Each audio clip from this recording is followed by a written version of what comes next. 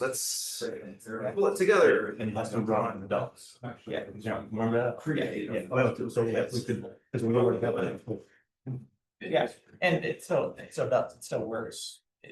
Hanging on somewhat, Oh, yeah. maybe.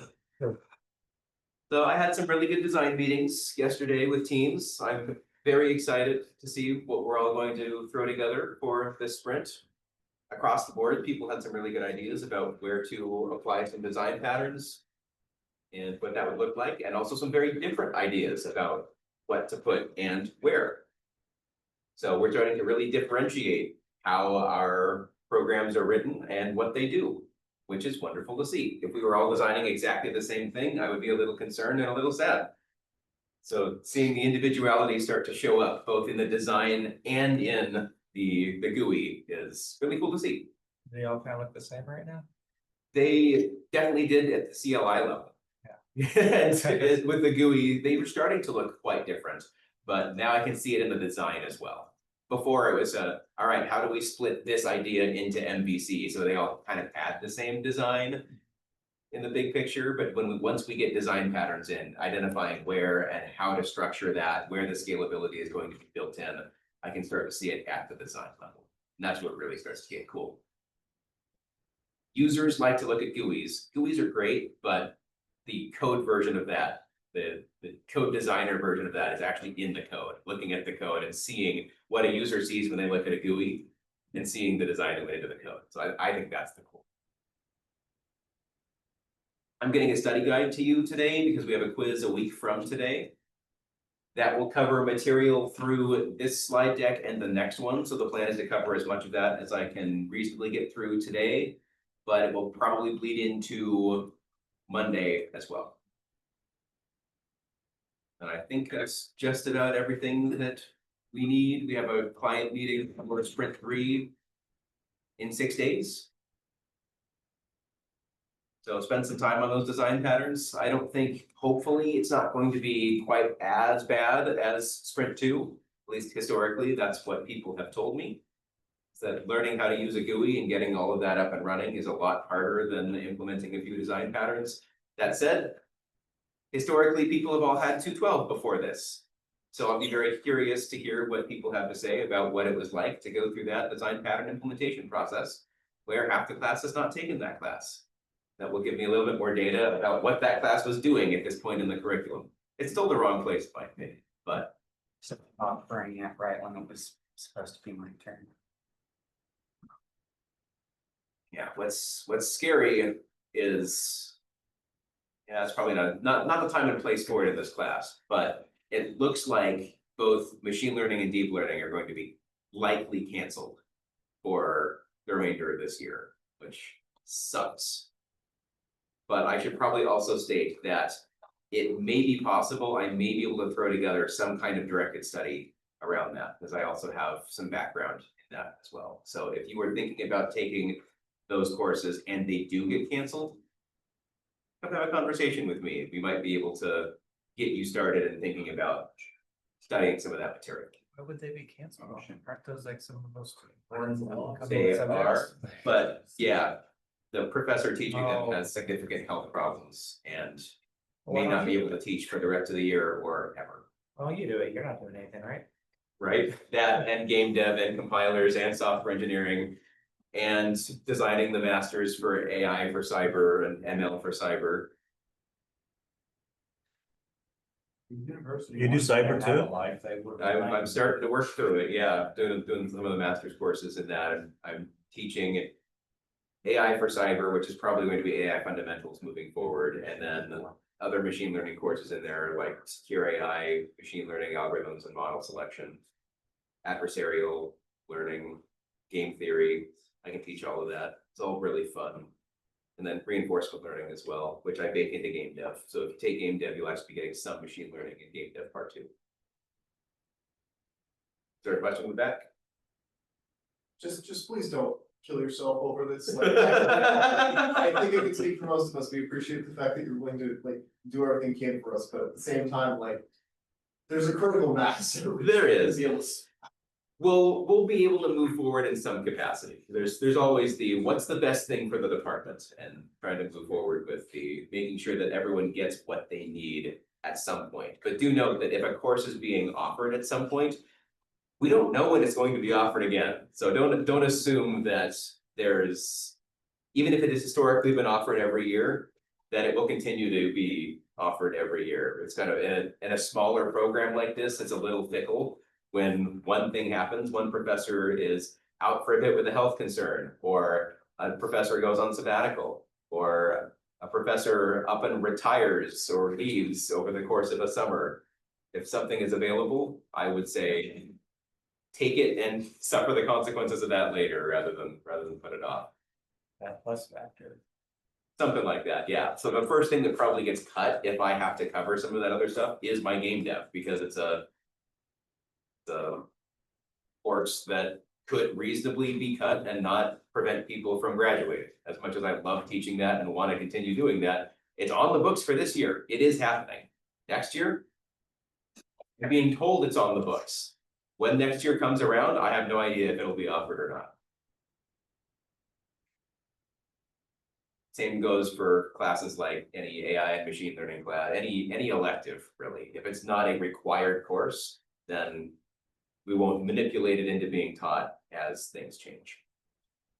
Anyway, enough of class talking about that. We want to get into this. Any other questions before we dive in?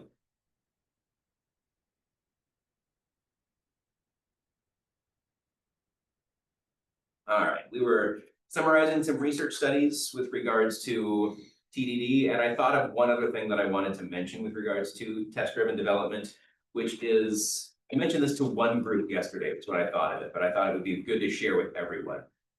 As industry does more vibe coding, or as we start to transition to a model where AI is used to create a baseline that we then modify and ensure adheres to the client's requirements, he starts to make more and more sense. You write the tests, you vibe code a little bit, and you get a sense of how much fixing is there to do with that code. Where is that fixing?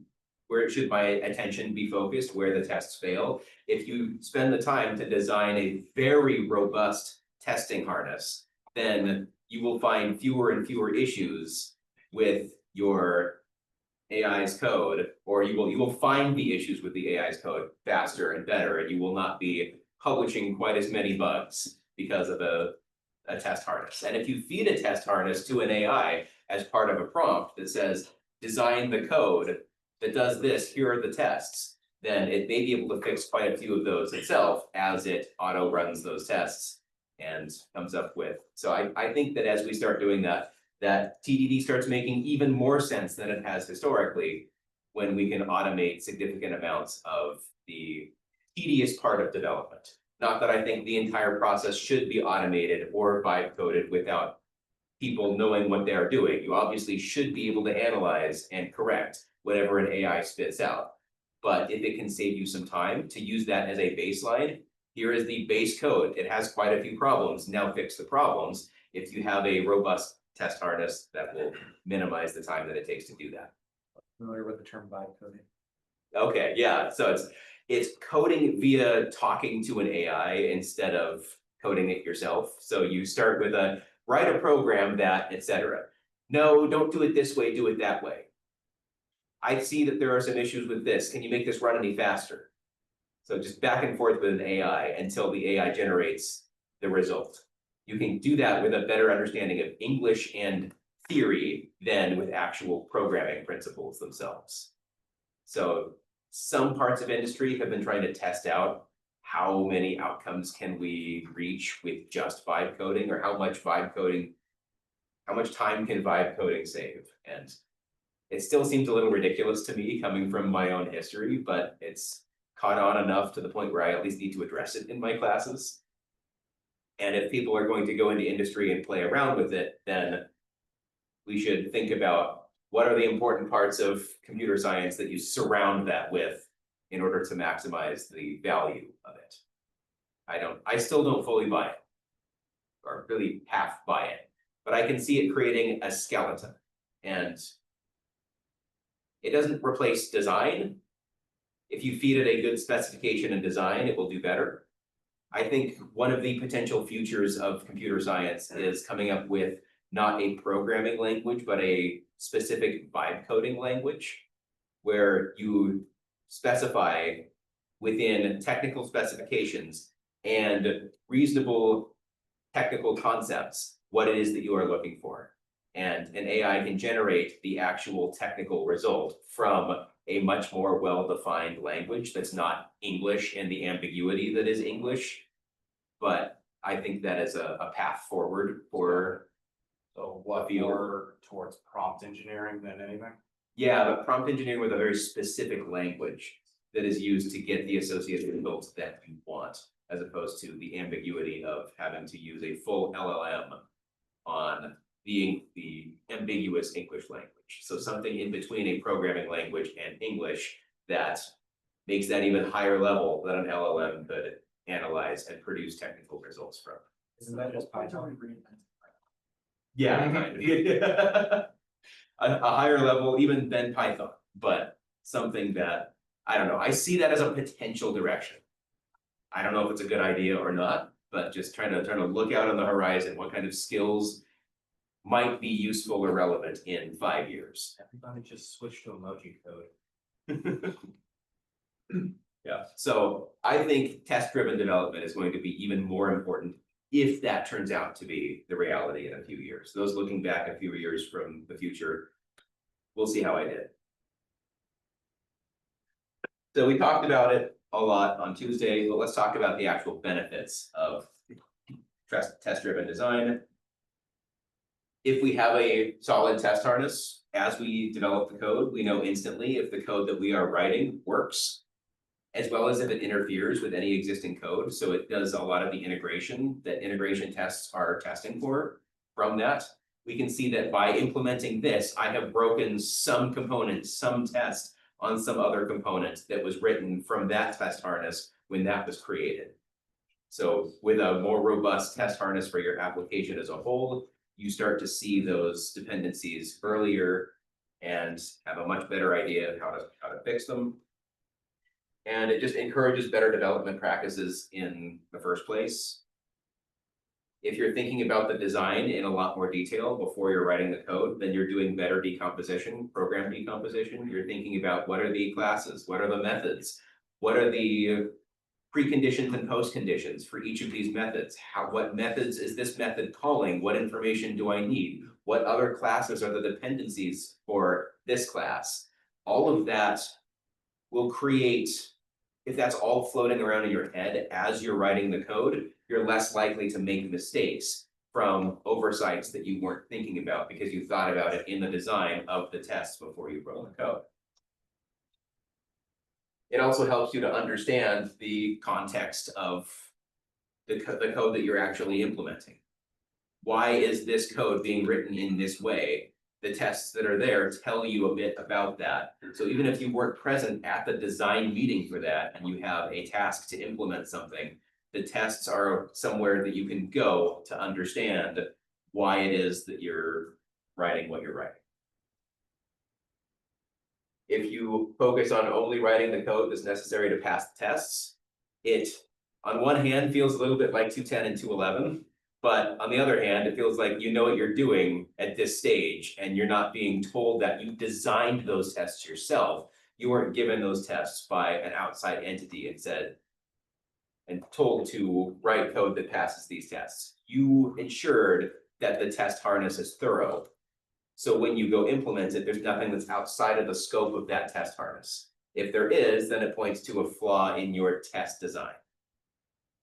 And then you would go back and write those tests as you're implementing, say, wait, no tests cover this idea, and that's just a learning process. With experience, you will write better and better test harnesses so that you don't have to circle back to those test harnesses when you're implementing. You can see it all before you start. And that will lead to a much more well-rounded programmer that is much more industry hireable. Even if you don't end up doing test-driven development, the fact that you went through it will have trained you to better interface with it. Quality assurance very big part of test-driven development.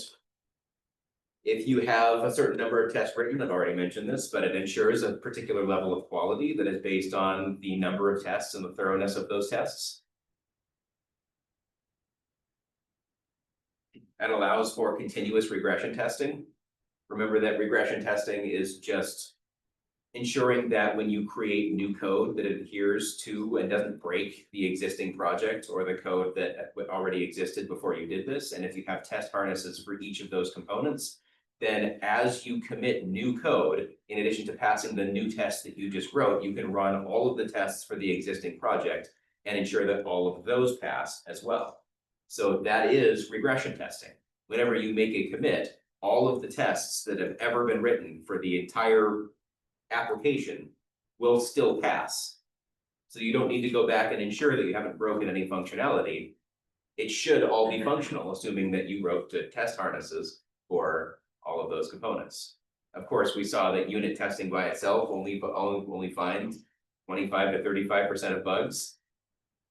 So there's always room for more and better tests, and there's always still the need to go back and test beyond what the unit tests you have written do. But it does help with that continuous regression testing. You can write code that is automatically testable. That is also very nice. Some code is harder to test than other code, and if you've written the tests first, then the code that you write is something that adheres to an easy to write test, which will improve your design and improve the quality of your code, even the readability of your code. When we find a bug in the code, then we can make sure that we write a test that ensures that that bug remains fixed. So write a test that determines whether that bug is present or not. And that way, you can't re-enable an old bug without seeing a test fail first. Last one, lower rework effort, means that when something does happen, when a test fails, we can figure out where it failed much faster. It's in a small piece of the code that the test was testing. Why did that test fail? Because of what we just added. That is a much smaller problem than why doesn't this large program not work in this case? So bug fixing is way faster and easier. You also find them earlier when the project is smaller. If you're going to make a large project, we've all have experience with this at this point. You sit down, write a program, and then you test it at the very end. It's a lot harder to find where those bugs are than if you're modularly testing as you write method by method. I don't know if people have too much experience testing method by method at this stage in your education, but it's very useful. Don't wait until you've written class upon class upon class of code to actually test your code. Because then when something goes wrong, it's an Easter egg hunt for really rotten eggs. Limitations, hard to learn, can be counterproductive in some situations. If the code is very easy or small scale to begin with, then it may take significantly more time to write the test than write the code. But I do find that undergraduates tend to under approximate how difficult something is going to be or the number of ways that it can fail. So until you are very confident about that, I would recommend taking a more risk-averse style. GUIs are very difficult to test for, which is why we start requiring this in Sprint 3 and not Sprint 2. Relational databases can be a bit difficult. Web services. And to do this, you actually need those mock objects. So we need the ability to make mock GUIs and then manipulate things in mock GUIs as opposed to using the actual GUI and the actual user experience. So if you're thinking about changes to GUIs in this, I would use this as a great way to get experience with writing and using mock objects. And doesn't often include an upfront design. I don't know. I don't think that's necessarily true. I think that there should be an upfront design before you write the tests. So I don't really buy this as a limitation of TDD. I think it's a limitation of limited time. When you go to writing the tests before you finish the design, and then you go to writing the code before you finish writing the test. If you do that, that is not TDD. That is laziness, and laziness will not lead to the same results that TDD does if done correctly. Laziness or busyness, honestly. Your schedules are so full of stuff you have to do that giving your all to everything is nearly impossible.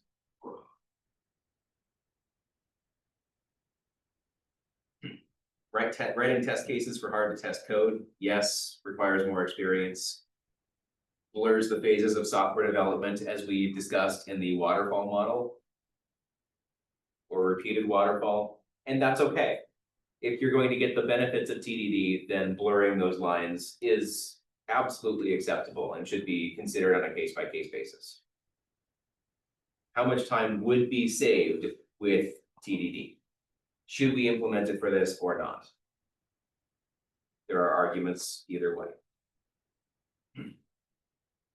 I like how the sample size of this is 24 professional programmers. It's not particularly great for this, but you can see from here that there's a little bit of disagreement among how TDD is, how effective it is at certain aspects of this, and there is agreement on other aspects. So aggregate productivity, most agree, but some disagree. Facilitates better requirements, almost across the board, reduces debugging effort, 23 of 24. Reduces development time, that is split right down the middle. So I think that if it's done well, it actually reduces the development time.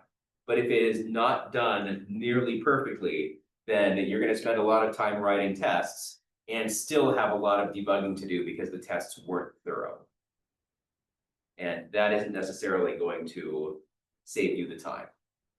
That said, you could also go off the other end and design such thorough test harnesses that it still takes more time in general. Even though you don't spend very much time debugging, you spent so much time writing that test harness that it actually eclipsed the time that it would have taken to debug.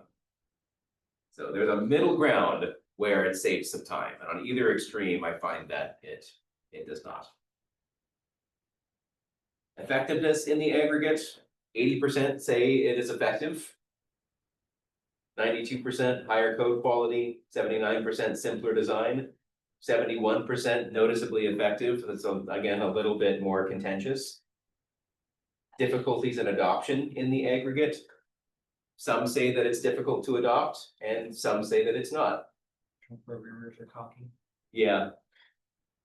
Getting into that mindset, again, split in the middle, that sometimes it's really difficult to be thinking test first, and that's fair. I would argue that you won't really know until you have experience, significant experience with both.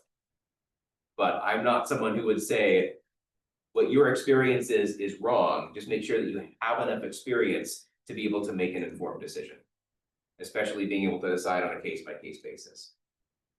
Is the lack of upfront design a hindrance? Very few found it to be a hindrance. I would find it to be a hindrance. I'd be in that 23%.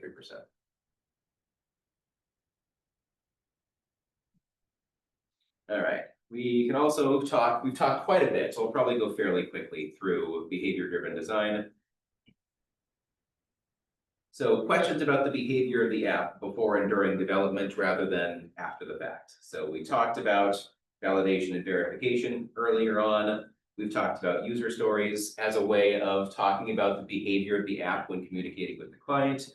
We talked about scenarios and that being about the implementation of the app. So user stories are the behavior, the scenarios are more of how the app works, not necessarily the underlying technical details. We talked about relevance to business value. We talked about mapping user stories to acceptance tests. we've really talked about almost all of this.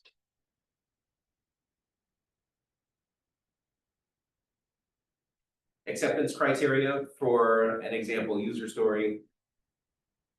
I actually used this one earlier on this quarter, talking about vehicles and speed limits. And we talked about ensuring that maintaining a speed close to the speed limit, but not exceeding it would do something like this. Yeah, let's just, we've talked about this enough that we don't really need to.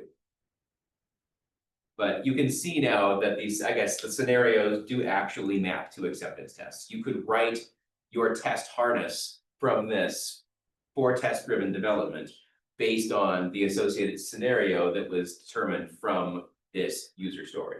So given that the speed limit is 50 miles per hour, when the car drives, its speed is between 49 and 50 miles per hour. That becomes a test that you could write and be a part of your test harness. Given the speed limit is 50, when the speed limit changes to 30, the deceleration rate should be less than 5 feet per second squared. Again, that's a test that you can write. So I just wanted to go back to this and map that as you write those user stories and convert those into scenarios, you can write acceptance tests before you even start programming, so that when your feature is complete, you can make sure that all of these tests were adhered to in that development. Someone didn't forget to think about deceleration when they implemented the speed limit and speed limit adherence parts of this app. So all of this is done before any code implementation whatsoever. The use to this, to me, is something like auto grading software. I can write the associated tests for a lab that I assign before I assign the lab. Before I have any versions of your software to run, I can determine what tests need to pass in order to determine whether you have adhered to the assignment requirements. So I can use behavior-driven design. I can design, I am my own client when it comes to that, but I figure out what is it that I care about? What are the outcomes to this lab? For that, how do I test that? How can I write those tests in such a way that I don't have to manually sift through your code and run it a bunch of times? I just run an auto grading script through it, and it tells me which tests it passed and which tests it failed. And then I can write feedback, or even give you in real time feedback before the application, before the project is due, so that you can debug it yourself based on whether those tests pass or fail. And then I can choose how much information from those tests I want to disseminate with you. Like, this was the test case that I used. If I wanted to keep that as abstract as possible, I could say you passed 24 out of 30 tests. Here's the score that you would get. If I wanted you to go through a debugging effort, that's all that I would give you.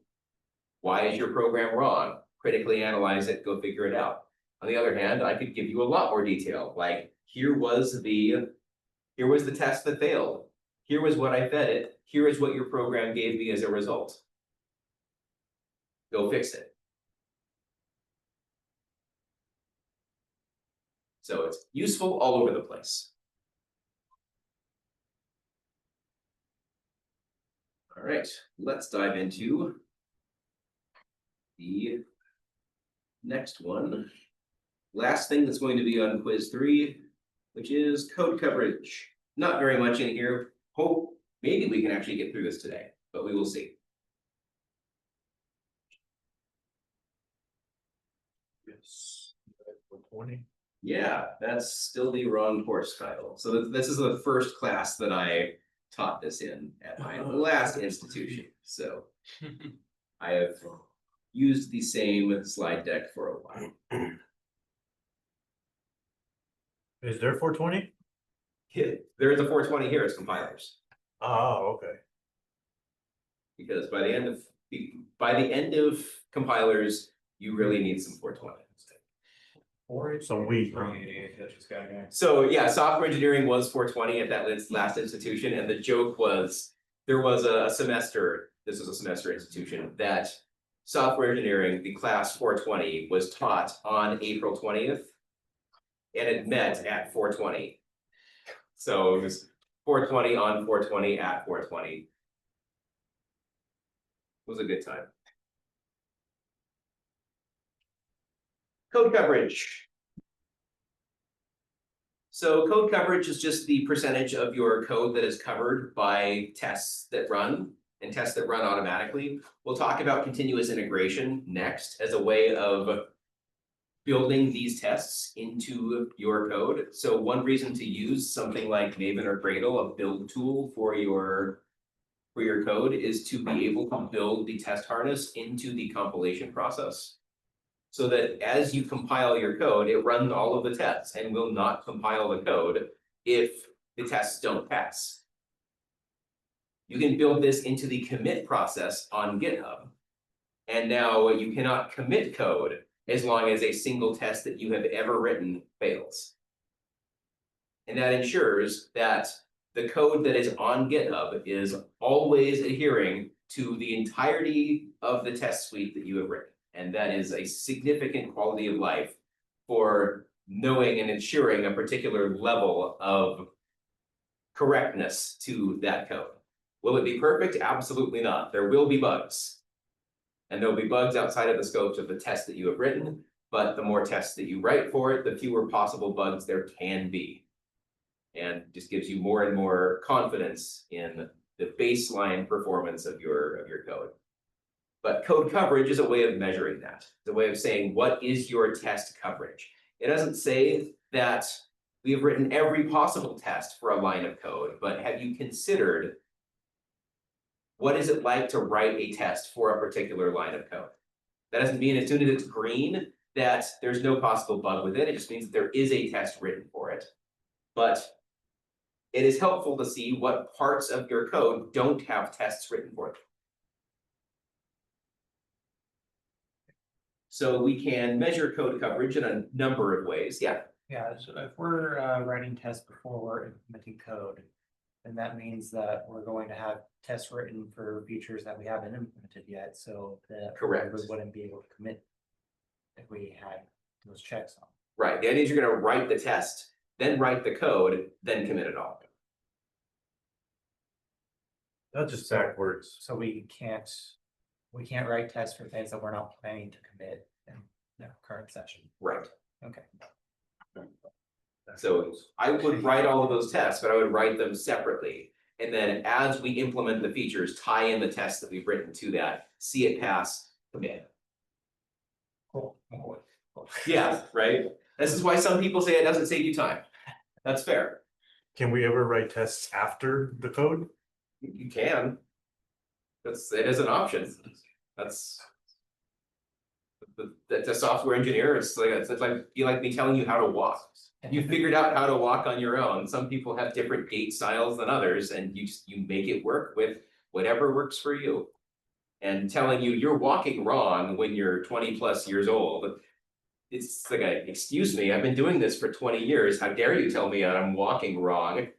I'm walking just as fast as you are. So there are different ways to code. And I would say that, maybe experiment with it. Maybe someone just has much longer legs and they're moving very suboptimally compared to someone with short legs who has a much better gait. And if the person with long legs decided to try that out, then they would be moving faster. But that's not saying that you should force someone to adhere to that particular style, unless of course it's your project manager, then you probably want to continue working for them. So get experience with it. And if at the end of it, you absolutely hate it, go back to writing tests afterwards. And in terms of our project and what you're going to be looking for in us implementing TDD, Yeah, we're really just talking about unit tests, right? yeah. Okay. Yeah, so you're gonna write the test files. Don't commit the test files yet. Write the test files for the classes you're going to write or the classes you're going to modify. Then go through that work, pair it up, commit the both of them. Have a PR with the both of them. Oh, I thought you wanted us to commit the test first, so you saw that we wrote the test beforehand. There's no way for me to verify. There's no real way for me to verify that the tests were written before. So we can cheat. Yes, Okay. you can cheat. You're cheating yourself though, honestly. In terms of the experience of doing that. It's not something that I will be able to determine the difference of, nor really do I want to force it. I just want to say, this is done frequently in industry, especially places that care about productivity and the actual underlying code quality. If you have some experience with it, it'll look good on you, good for you. If you don't, you'll be like most people graduating undergrad. Differentiate yourself somehow. It may be the reason you get a job. So yeah, we can measure it in a couple different ways. We can count statement coverage, so the number of statements that have tests written for them divided by the total number of statements, that gives you a statement coverage. Why would we care to do this?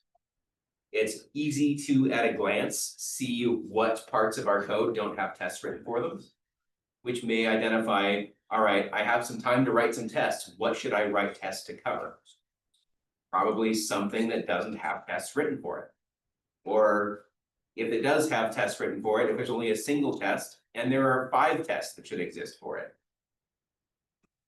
So you can visualize that easily with code coverage tools. The concept of target coverage just says that we will say that code is well covered if it exceeds a particular threshold. So something like 90% statement coverage would say that 90% of lines written have at least one test written for it. That would adhere to a 90% target coverage. And these are programs that will do this for us? Yeah, so you can embed this. This is basically an app that you can add to GitHub that will allow you to visualize, kind of like when you see a diff, when you have a conflict, a merge conflict of some kind, you can see the lines of, here are the lines that are different here are the lines that are different here, which one do you want to accept? And they're highlighted in a particular color. The program I was using for the IntelliJ suite, Aqua just died. They discontinued it. Nice. That's good. Yeah, you can embed this in your GitHub project and be able to visualize green lines are covered, yellow lines have some coverage or branch coverage, and white regular text is just no coverage. You're talking about plugins, right? Yeah. Okay. So let's see, I covered everything there, yes. Why measure it at all? Just helps you in general. How many tests are enough? That's vague in general, but it helps you to be able to ensure that your code is covered to the level that you are comfortable with. Helps you answer the question of, do you need more tests? We have talked about the idea of test entropy already. We didn't call it that in this class. As your code becomes more complex, older tests no longer test your code as thoroughly as they did when they were written. As you write more and more tests, the value of those tests starts to become less and less over time. So thinking about from the current perspective right now, what are the most important tests to write for your project as a whole? Is it new features? Is it new ways to test old features based on the implementation of those new features? Test entropy can help you circle back on your old code and write new tests for that, given the new functionality of your application. And overall goal in this is just to maintain the test quality over the entire life cycle of the project. Seems reasonable.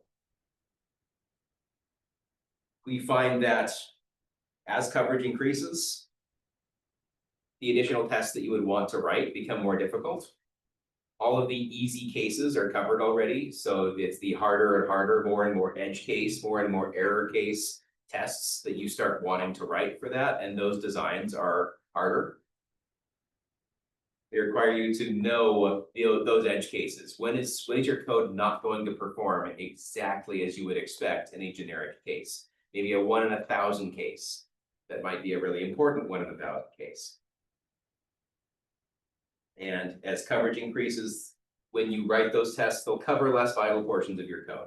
If you're structuring this well, then you would cover the vital code first and foremost. So as you write more code, you're covering less and less vital parts of it and less vital functionality of it. But there becomes a point where it doesn't become worth the extra time to write the tests.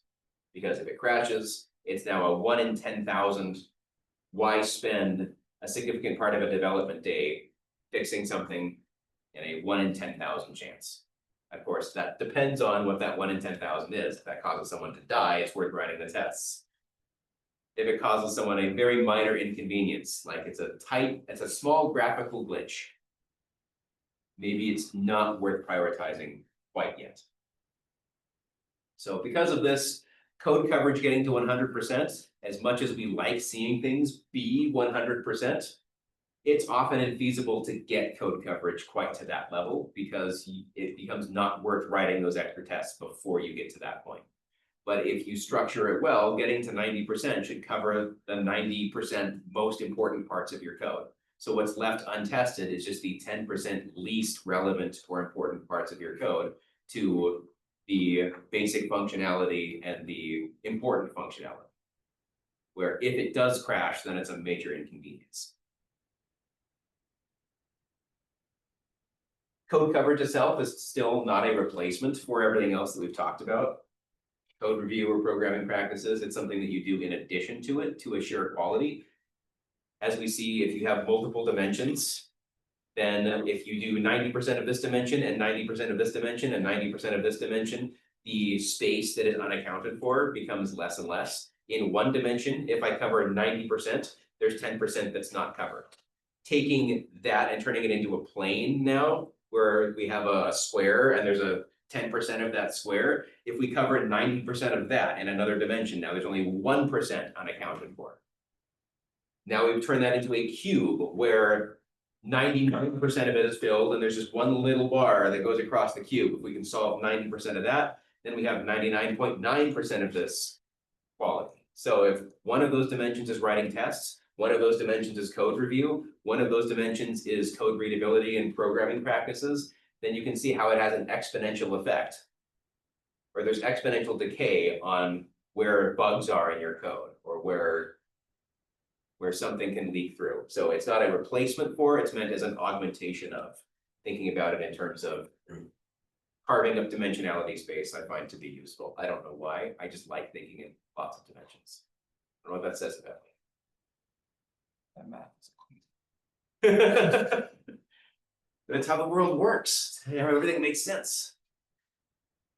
In general, there's some idea of a sensible coverage target, and it will depend on the project. It will depend on parts of the project.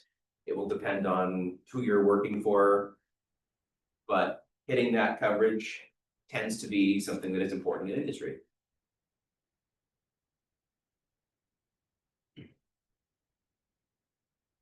So 3 broad ways to implement code coverage.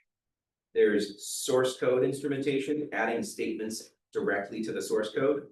Then when you compile, it compiles with the normal code in some kind of compile chain and gives you that measurement information based on that. So you get your code coverage directly from statements in the source code. There is intermediate code instrumentation, so you compile the code into an intermediate code, and then using that, a new class is generated from there with that. Then there's also runtime information collection that determines as the code executes what that level of coverage is. So 3 broad ways to measure that code coverage. Any questions on anything so far? I know, I go so fast, don't I? I saw people writing, and so I decided to ask for questions so that people could catch up. Again, these slides will be publicly available, so note-taking to whatever extent that helps. For some people, that's a lot. For some people, that's enough to look back on it later. I'm one of those latter people. I have a really hard time taking notes in a class. I need a microscope for mine. If I take notes, I find myself hyper focusing on what's on the slide and not what's being said or the discussion that's happening. And I find that it detracts from my overall understanding of the material. But if I have time later on, I find that going back and taking notes on the slide material, especially after that discussion, my notes on the slide material end up being better. But that's just me. People have very different learning styles.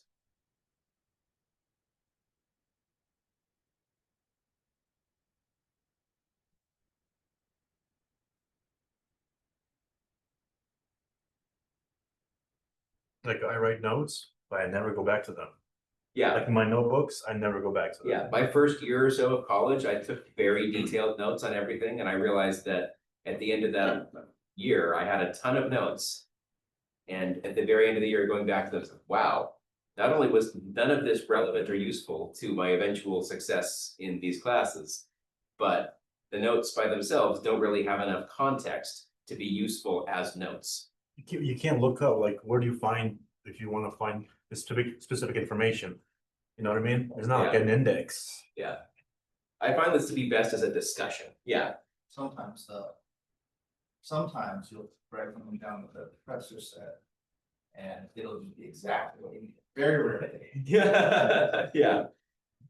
Yeah, those are the best notes. If the professor says something really interesting that's not on the slides, that ties back to the slide. All right. Different coverage types.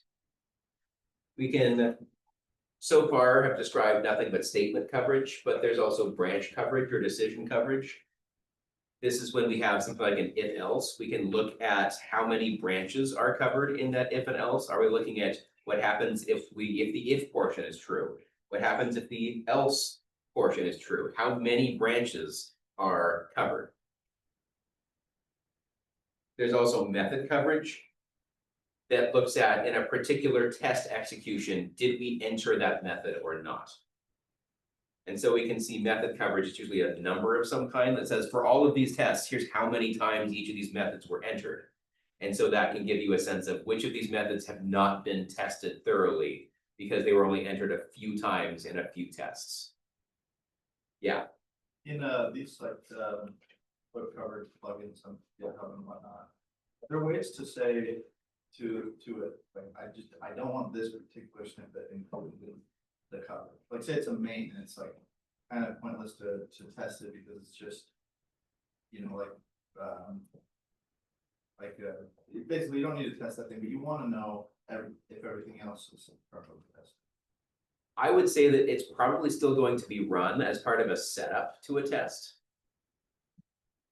If it's somewhere in main, then it's something that main should be small to begin with. It's gonna set up the absolute necessities to run the application, and then it should force into.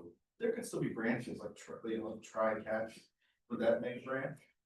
Try catch. It would, and that would be something that you probably want to catch, or you probably want to have a test for. It's if we are throwing an exception here for some reason, is it thrown when it should be? Is it caught?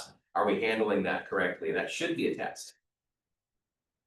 So that is a good point, but the answer is yes, there are ways to modify that with a lot of the more robust tools. So hint for a Sprint 4 requirement, you will be implementing code coverage on your applications in GitHub, and you'll be required to have 90% model coverage. So any files that are in your model will be required to have 90% code coverage according to the code coverage tool you are using. Did you say Sprint 3 or Sprint 4? Yeah, that's not required for this sprint. You know everything you need for this sprint, but we're starting to cover some of the academic material that is relevant to some of the requirements in Sprint 4. Keep models small. Don't violate MVC, but should be in the model, should be in the model. And you should have tests, because that's where the most important tests are going to be, is in your data handling. If there is a view-based error, but it doesn't affect the underlying data, that's not as important as a bug in the underlying data and the underlying data representation. So that's why we care about model code coverage, is that's usually the first place that you're going to want to go write tests for, to ensure that your data is always correct. Also probably the easiest thing to test. Yes. That too. Is there a specific plugin that There are everyone uses? quite a few you can use and they change over time, so you're probably using GitHub Actions. So GitHub Actions is really the plugin that it uses when something happens, run this. It's kind of an if then for that. But yeah, I can create some suggestions for people. But I kind of want people in the meantime to go explore what tools are out there and make a selection and then maybe come to me and say, is this a good tool to use? And explore your options. We did it. We got to the end of this. So this is everything that's going to be covered on the quiz a week from today. I like to do that in general when I can. Give you a week where there's no new content the week of a quiz or an exam. So I did it. Success. You posted an announcement when you get to head up. I can. Yeah, it'll be at some point today, as soon as I have time in my office. Out of curiosity. Well, we- No? An announcement.